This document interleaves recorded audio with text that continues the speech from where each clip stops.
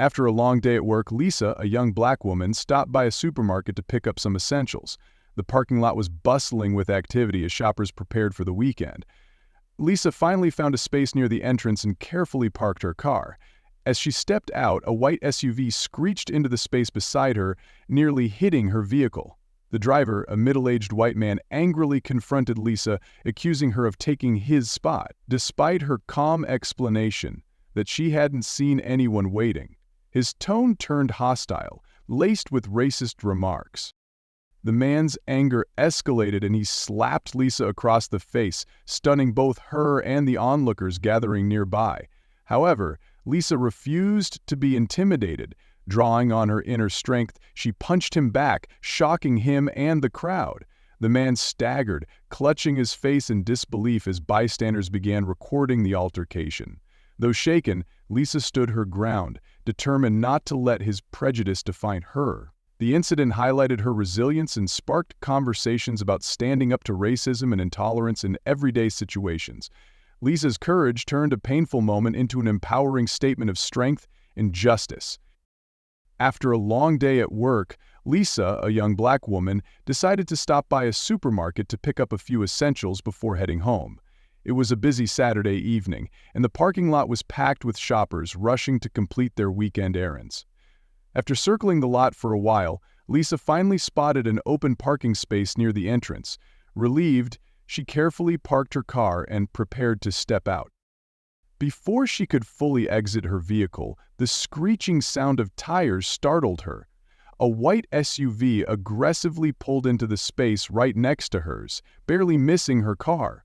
Lisa looked up to see a middle-aged white man behind the wheel, his face red with anger. Without hesitation, he rolled down his window and began yelling, "That spot was mine!" Lisa watched him spin away, start a race cart, and begin yelling that he could scream at everything. Lisa, taken aback by his abrupt aggression, tried to remain calm. "I'm sorry," she said evenly. "I didn't see anyone waiting for the spot." She hoped her polite response would diffuse the situation, but the man was undeterred. He slammed his car door shut and walked toward her, his movements charged with hostility. Standing inches away from her car, he blocked Lisa's path and pointed a finger at her with a sneer. "You people always think you can do whatever you want?" he spat. "No respect for anyone else." His words were laced with prejudice, and Lisa could feel the weight of his disdain pressing down on her. It wasn't just about a parking spot anymore. It was clear that his anger was rooted in something deeper, something uglier. Lisa tried to stay composed, though her heart raced. She had encountered racism before, but each instance left a lingering hurt that never truly went away. Breathing deeply, she said, "I truly didn't see anyone waiting. If I had, I would have let you park here. I'm sorry if you felt disrespected." She kept her tone measured, hoping reason might prevail. But her response seemed to infuriate him even more. He stepped closer, his eyes glaring with contempt, and jabbed his finger toward her chest. "Don't give me excuses," he snarled. "You people always think you're above the rules, acting like you own everything. It's disgusting." Lisa's hands clenched at her sides as she fought to maintain her composure. The sting of his words and the intensity of his gaze felt suffocating, but she reminded herself to stay calm. "Sir, I don't want any trouble. We're talking about a parking space. Let's not escalate this," she said firmly. "Let's not play rush." But the man wasn't interested in de-escalation. His voice rose, dripping with menace. "Who do you think you are, talking to me like that?" he bellowed, his anger unchecked. "I'm sick of your kind thinking you can get away with everything." A small crowd had begun to gather nearby, their murmurs growing as they watched the confrontation unfold. Some pulled out their phones to record, but no one stepped forward to intervene. Lisa felt the weight of their gazes as she stood frozen, torn between fear and the desire to defend herself. Suddenly the man lashed out, slapping Lisa across the face. The impact left her stunned, her cheek burning with pain. For a moment, the world seemed to stand still as the crowd gasped. But Lisa, determined not to let his hatred go unchecked, gathered her courage. Without hesitation, she struck him back, her fist connecting with his face. The man staggered, clearly shocked that she had fought back. His smug expression disappeared, replaced by disbelief and anger. Lisa stood her ground, her voice steady as she said, "You will not treat me this way." Her defiance marked a turning point, not just in the altercation, but in the message she sent to everyone watching. Hatred and prejudice would not go unchallenged. After enduring a barrage of verbal abuse in the parking lot, Lisa, a young black woman, tried her best to remain calm in the face of the middle-aged white man's aggressive and racist tirade. The parking lot was bustling with activity as shoppers paused to observe the escalating confrontation. The man had accused Lisa of stealing his parking spot, but his anger was clearly fueled by deep-seated prejudice rather than the minor inconvenience of finding another space. His words grew increasingly venomous, each one laced with racist undertones that echoed loudly in the evening air. Lisa stood firm, refusing to let his words diminish her dignity, though her heart raced with a mixture of anger and apprehension. "Sir, I've already apologized," she said, her voice steady despite the turmoil within her. "I didn't see anyone waiting. Let's not make this more than it needs to be." She hoped her calm demeanor would de-escalate the situation, but her efforts only seemed to inflame him further. The man's face twisted with contempt as he stepped closer, towering over Lisa. His finger jabbed toward her chest as he sneered, "You people always act like this, no respect, no manners, thinking you can do whatever you want." His voice rose with each accusation, his words dripping with hatred. The crowd that had gathered around the altercation began to grow, their murmurs filling the air. Some bystanders pulled out their phones to record, sensing that the situation was spiraling out of control. Lisa took a deep breath, trying to maintain her composure. She wasn't a stranger to such encounters, but the raw hostility in his voice struck a chord that was hard to suppress. "Look, I don't want any trouble," she said firmly, her voice clear despite her growing frustration. "Let's just move on." Her words were an effort to diffuse the tension, but the man was past reasoning. Without warning, his anger boiled over. In one swift, violent motion, he raised his hand and slapped Lisa across the face. The sharp sound echoed through the parking lot, silencing the crowd. The force of the blow left Lisa momentarily stunned, her cheek burning with pain. Her mind raced as she tried to process what had just happened, the sheer audacity of his act leaving her breathless. The man stepped back slightly, a smug expression on his face, as though he believed he had made his point. But Lisa was not the type to cower. Her shock quickly turned to resolve. Drawing on a well of inner strength, she stood tall, her eyes locking onto his with unwavering determination. "You will not treat me this way," she said, her voice steady and full of conviction. Before the man could react, Lisa struck back. Her punch landed squarely on his face, forcing him to stumble backward. The man's smug demeanor evaporated, replaced by a mix of shock and disbelief. He clutched his cheek, his eyes wide as if unable to comprehend that Lisa had dared to defend herself. The crowd gasped in unison, their phones now capturing every moment. Some bystanders began cheering quietly, their support for Lisa evident, while others exchanged looks of astonishment. The man, visibly shaken, glared at Lisa with a mix of anger and humiliation, but for the first time, he seemed unsure of what to do next. Lisa stood her ground, her chest rising and falling as she steadied her breath. She refused to back down, even as the man began muttering curses under his breath. The weight of the moment settled over the parking lot, and Lisa's courage sent a clear message to everyone watching. She would not tolerate injustice, no matter how intimidating or hateful the aggressor. This was not just a defense of herself, but a stand against prejudice and hatred in all its forms. After the heated confrontation in the parking lot, Lisa tried to compose herself and focus on her errands. She stepped into the supermarket, determined to shake off the unpleasant encounter and complete her shopping. However, the tension from the incident lingered, and she could still feel the sting of the man's words and actions.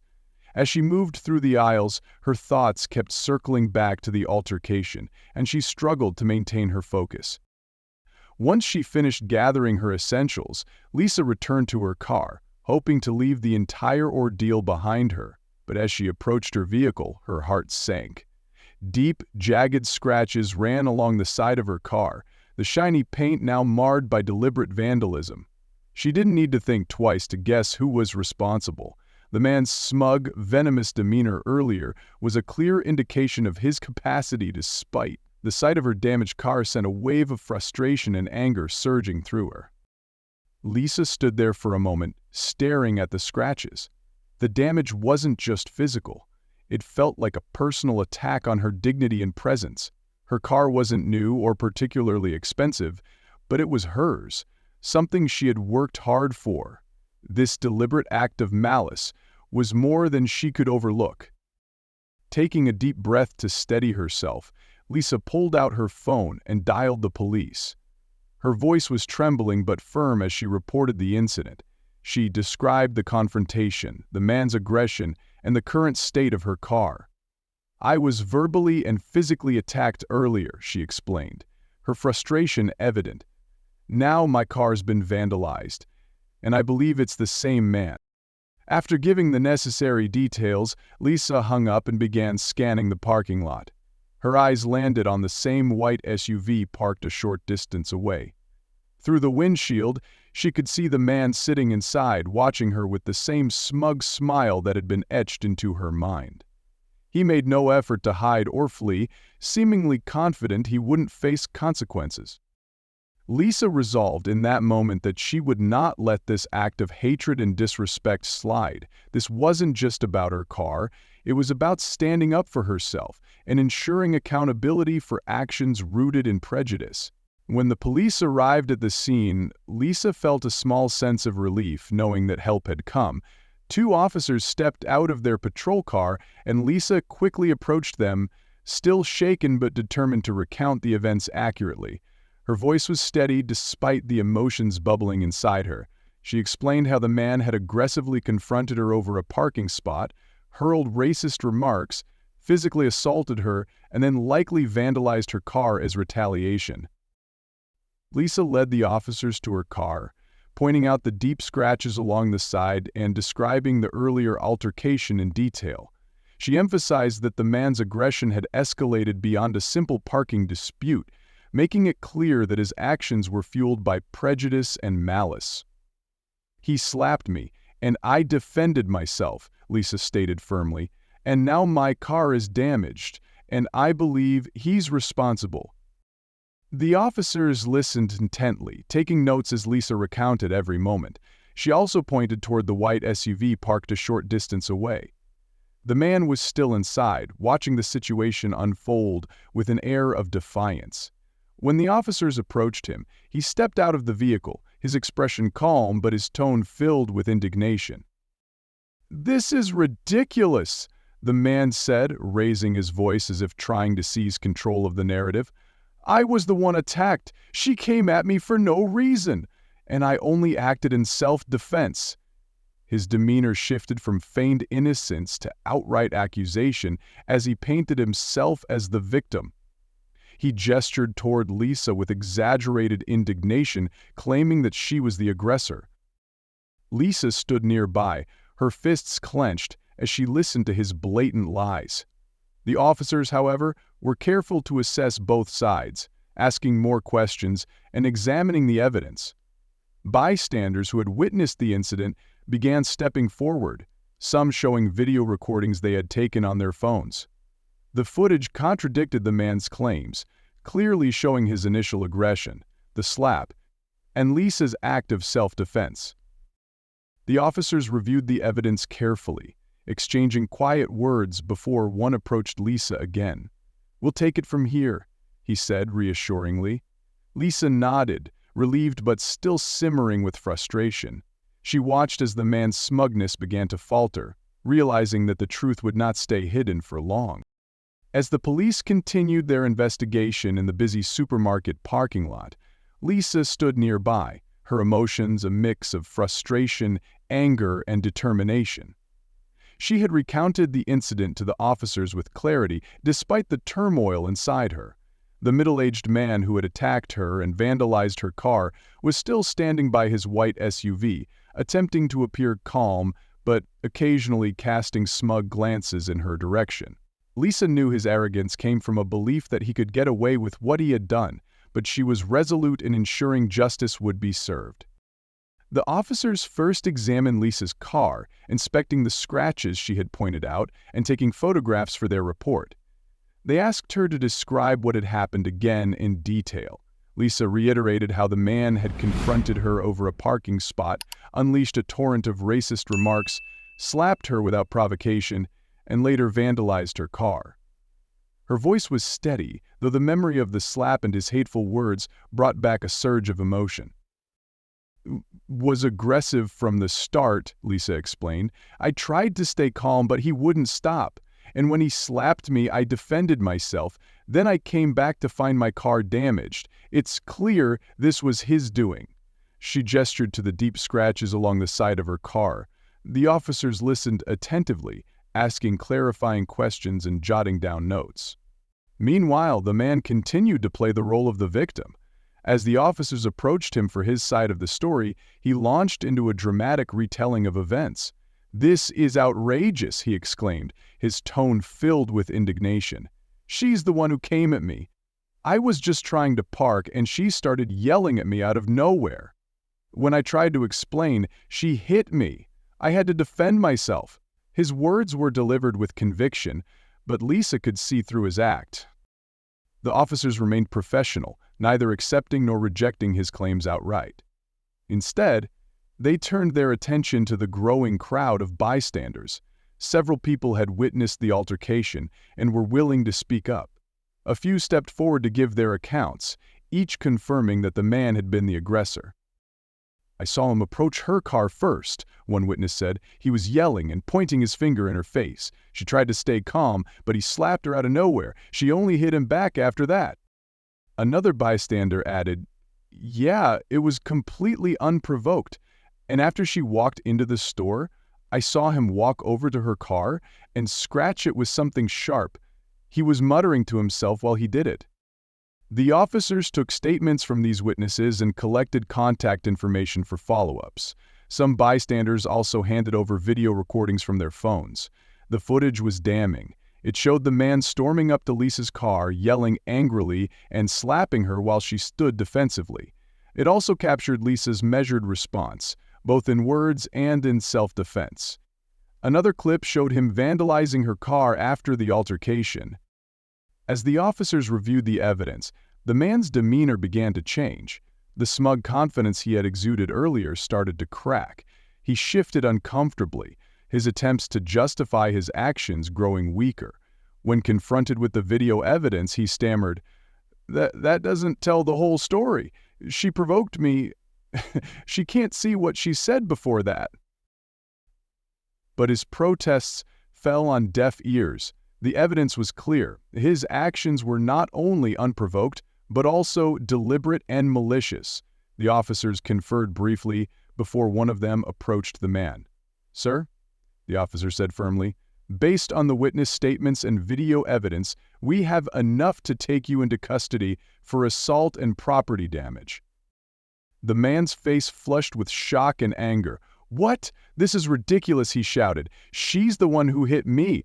I'm the victim here."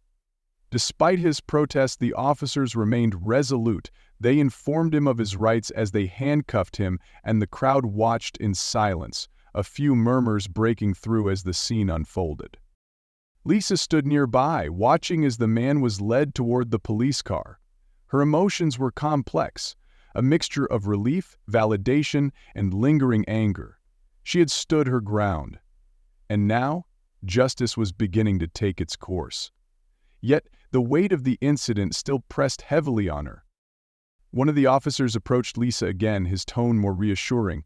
"We'll be filing charges for both assault and vandalism." he said. "You've done the right thing by reporting this, and we'll make sure this is handled properly. Do you want to file a formal complaint?" "Yes," Lisa said without hesitation. "He needs to be held accountable for what he did." The officer nodded and handed her a clipboard with a form to fill out. Lisa carefully wrote down every detail she could remember, from the man's initial confrontation over the parking spot to the slap, the insults, and the damage to her car. She took her time, wanting to ensure nothing was overlooked or misrepresented. Meanwhile, the officers coordinated with the supermarket management to retrieve security footage from the parking lot. The manager agreed to provide access, and the officers assured Lisa that this would strengthen the case further. As the police car drove away with the man in custody, Lisa let out a long breath. The immediate danger was gone, but the impact of the encounter lingered. She knew there would be more to come, legal proceedings, possibly facing the man again in court, but she was determined to see it through. She turned to one of the officers before leaving. "Thank you for your help," she said sincerely. "I just want to make sure this doesn't happen again. Not to me, not to anyone else." The officer nodded. "We'll do our part, and you've shown a lot of courage today." As Lisa got into her car, she glanced at the scratches along its side. They were a reminder of the man's malice, but also of her resilience. This wasn't just about her anymore. It was about standing up to hate, no matter how intimidating it might be. Lisa drove away, her resolve stronger than ever, ready to face the challenges ahead and ensure that justice would prevail. After the police had gathered all the necessary evidence and taken the man into custody, Lisa sat in her car for a moment, trying to process everything that had just happened. The events of the evening replayed in her mind. The man's hateful words, the slap, her car being vandalized, and the smug look on his face, as if he believed he could get away with it all. Lisa felt the sting of his actions, not just on her cheek, but deep in her soul. However, beneath the pain, she felt a growing resolve. This was not just about her anymore. It was about standing up to prejudice and hatred in all its forms. When one of the officers returned to ask her if she wanted to press charges, Lisa didn't hesitate. "Yes," she said firmly, "I want to press charges." She knew it wouldn't be easy. The man had already tried to twist the story, claiming to be the victim, and she could imagine the lengths he might go to avoid accountability. But Lisa was determined. She wouldn't let him, or anyone like him, think they could act with such hatred and malice without consequences. The officer handed her a clipboard and a form to complete, asking her to document every detail of the incident. Lisa took her time, carefully recalling each moment: his aggressive approach, the racist remarks, the slap, and the damage to her car. She included how she had tried to de-escalate the situation, emphasizing that she only acted in self-defense when he struck her first. Her hand trembled slightly as she wrote, but her determination was unwavering. She wanted every word to reflect the truth, knowing it would be crucial as the case moved forward. As she wrote, Lisa thought about all the times she had faced prejudice in her life. Moments of subtle discrimination, cruel words, and assumptions based on nothing but her skin color. She had often chosen to stay silent, brushing off those encounters to avoid confrontation. But this time was different. This man's actions were not just offensive, they were violent and deliberate. Staying silent now would only empower him and others like him. Lisa knew she had a responsibility to herself and others to take a stand. When she handed the completed form back to the officer, he nodded and assured her that the evidence was strong. The security footage from the supermarket, combined with the witness statements and the videos taken by bystanders, painted a clear picture of the man's aggression and malice. "This is a solid case," the officer said. "You're doing the right thing." Lisa felt a mix of emotions, relief that justice might be served, but also a weighty sense of responsibility. She was stepping into a process that could be long and emotionally draining. There would be court appearances, testimonies, and perhaps even further attempts by the man to distort the truth. But she was ready to face it all. Her resolve grew stronger as she reminded herself that she wasn't just fighting for her own dignity, but also to send a message that acts of hatred and prejudice would not go unchecked. In the days that followed, Lisa began preparing herself for the legal process. She worked closely with the officers and an attorney assigned to her case. The attorney, a sharp and empathetic woman named Ava Hayes, assured Lisa that they had a strong foundation to pursue charges of assault and property damage. Ava listened intently to Lisa's account, reviewing the evidence and helping her prepare for what lay ahead. "This isn't just about holding him accountable," Ava told her. "It's about making a statement that this kind of behavior has no place in our society." As the trial date approached, Lisa found herself reflecting on the broader implications of her decision to press charges. She thought about others who might have experienced similar acts of hate but felt too afraid or powerless to speak up. The thought fueled her determination. If her actions could inspire even one person to stand up for themselves, it would be worth it. On the day of the trial, Lisa walked into the courtroom with her head held high. She felt nervous, but also resolute. Across the room, the man sat with his defense attorney, his expression a mixture of defiance and unease.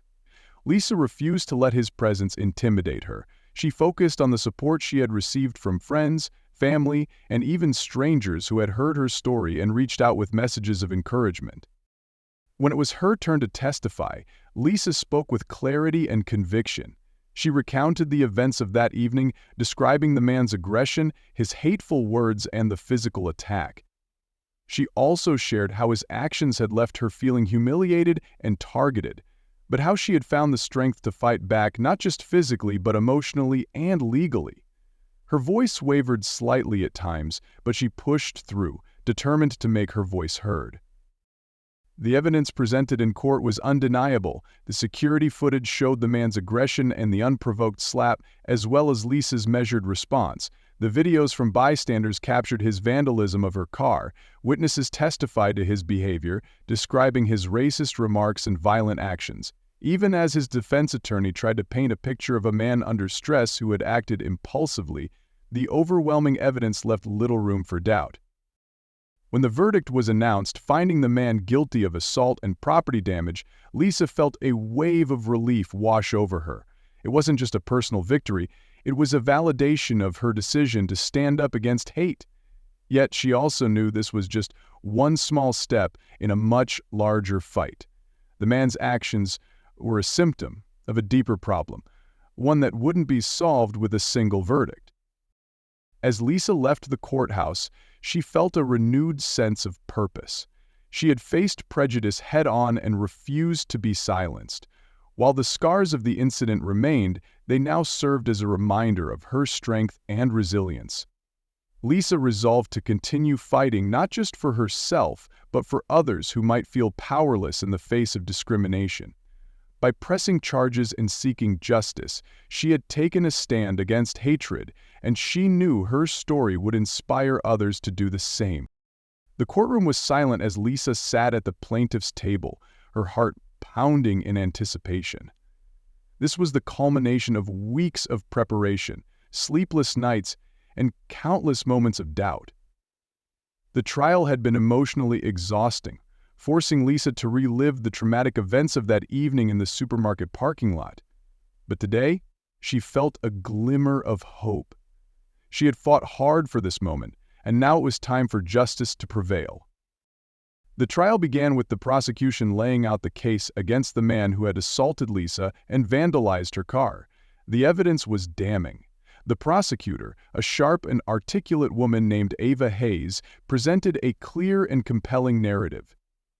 She recounted the events of the evening in meticulous detail, from the man's initial aggression over the parking spot to his hateful racist remarks, the physical assault, and the deliberate damage to Lisa's car.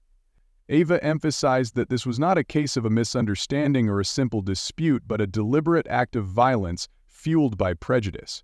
The centerpiece of the prosecution's case was the video evidence. Security footage from the supermarket's parking lot was played in court, showing the man storming toward Lisa's car, yelling angrily, and then slapping her without provocation. The video captured Lisa's calm attempts to de-escalate the situation before she was forced to defend herself by striking him back. Another clip, recorded by a bystander, showed the man vandalizing Lisa's car with a sharp object after the confrontation. The courtroom fell silent as the footage played, the man's aggressive behavior on full display for the jury to see. Witness testimonies further bolstered Lisa's case. Several bystanders who had been present during the incident took the stand, each providing consistent accounts of what they had seen. One witness described the man's demeanor as hostile and intimidating from the start, while another confirmed hearing his racist remarks. It was clear he was targeting her because of her race, one witness said.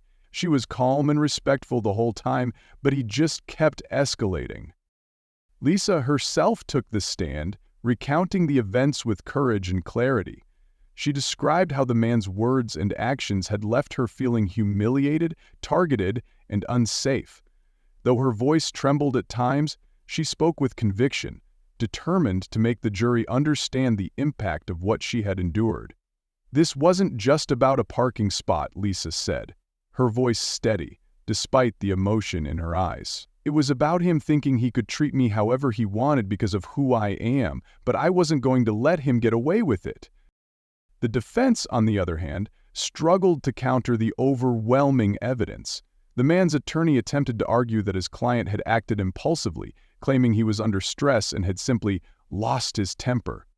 The defense portrayed him as a family man having a bad day, but this narrative fell apart under the weight of the prosecution's case. The video footage in particular left little room for interpretation, clearly showing the man's unprovoked aggression and deliberate actions. The defendant himself took the stand, but his testimony did little to help his case. He tried to justify his behavior, insisting that Lisa had provoked him and claiming he felt threatened during the encounter. However, his words rang hollow in the face of the evidence. The jury watched him closely, their expressions revealing skepticism and discomfort as he spoke. As the trial drew to a close, Ava delivered a powerful closing argument. She reminded the jury that this case was about more than a parking lot altercation. What we have seen here is a blatant act of violence and discrimination, Ava said. This man targeted Lisa not because of anything she did, but because of who she is. His actions were deliberate, malicious, and unacceptable. We must send a clear message that this kind of behavior has no place in our society. The defense attorney, in his closing statement, pleaded for leniency, asking the jury to consider his client's stress and momentary lapse in judgment. But it was clear that the evidence had left a lasting impression on everyone in the room. After several hours of deliberation, the jury returned with their verdict. Lisa sat in the courtroom, her hands clasped tightly in her lap, as the four persons stood to read the decision. The words, "guilty of assault and property damage," echoed through the room. A wave of relief washed over Lisa, her body trembling as she realized she had won. Justice had prevailed. Across the courtroom, the man's expression shifted from defiance to disbelief. He shook his head, muttering under his breath, as the judge informed him of the consequences he would face. Lisa watched him, not with triumph, but with a quiet sense of resolution.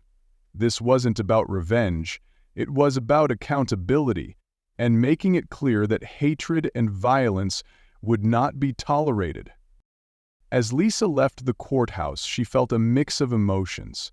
The victory was significant, but it didn't erase the pain of what had happened.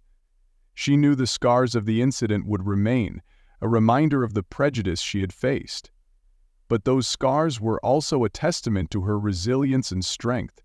She had stood up for herself, not just for her own dignity, but for the countless others who had faced similar injustices.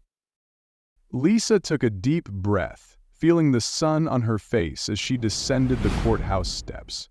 This was a step forward, a victory not just for her, but for anyone who believed in justice and equality. She knew the fight against prejudice and hatred was far from over, but she was ready to continue that fight. Her story had become a symbol of courage, and she hoped it would inspire others to stand up for what was right. In the end, Lisa had proven that no one, no matter how hateful or powerful they seemed, could silence her voice or take away her strength. Sitting on her balcony a few weeks after the trial, Lisa gazed out at the evening sky, her thoughts heavy yet purposeful. The events of the past few months had changed her profoundly. The confrontation in the parking lot, the man's hateful words, the physical assault, and the damage to her car had left scars both visible and invisible. Yet, as she reflected, she realized that those scars, while painful, also represented her resilience and strength. The memory of the man's sneering face still lingered in her mind, as did the sting of his slap and the disbelief she felt when he vandalized her car. But what stayed with her most was the deeper sense of injustice, the way his actions symbolized a broader issue she and so many others had faced throughout their lives. This wasn't just about one angry man in a parking lot. It was about the systemic prejudice and entitlement that emboldened him to act as though her dignity didn't matter. For a while, Lisa had questioned herself, wondering if pressing charges and enduring the lengthy legal process was worth it. Reliving the incident in court, listening to his lies, and enduring his attempts to paint himself as the victim had been emotionally draining. But as the jury pronounced him guilty, she felt a surge of validation. It wasn't just her personal victory, it was a stand against the type of hate that so often goes unchallenged. As Lisa reflected, she acknowledged that while justice had been served in her case, it didn't undo the harm. The prejudice she had faced wouldn't disappear overnight, nor would the pain it caused.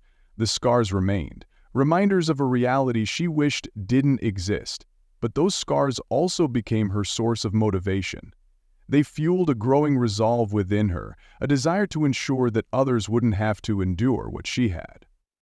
Lisa thought about the support she had received throughout the ordeal. Strangers had reached out after hearing her story, offering words of encouragement and sharing their own experiences. Those messages reminded her that she wasn't alone. They also reinforced her belief in the importance of standing up, not just for herself, but for others who might not feel strong enough to speak out. Determined to turn her pain into purpose, Lisa began exploring ways to make a difference. She started attending meetings at local organizations dedicated to fighting racism and promoting equality.